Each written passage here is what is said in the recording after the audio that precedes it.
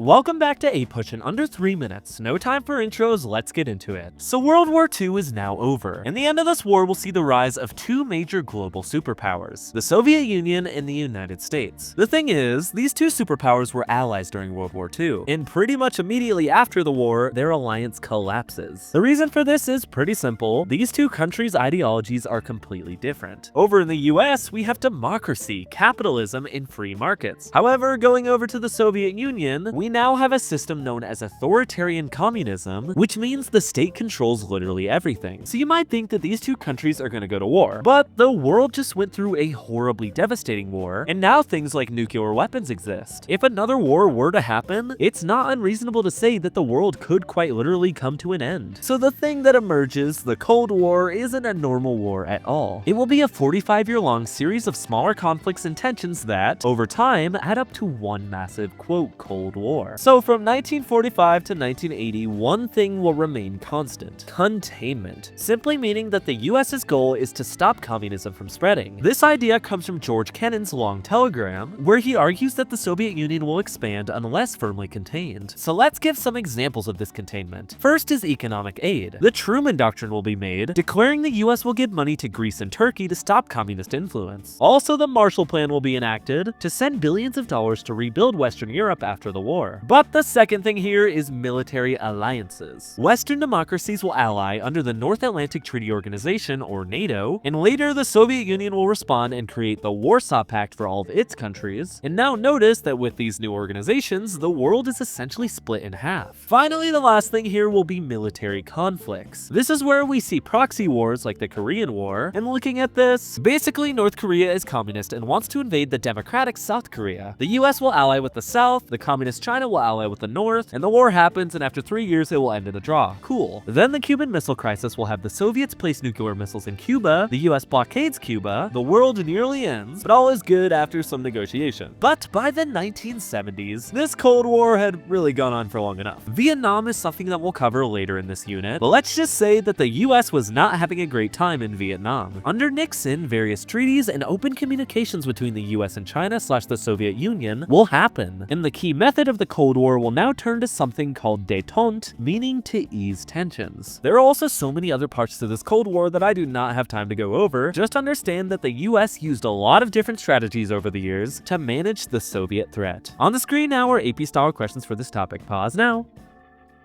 I'll put the answers on the screen now. I will see you in the next one.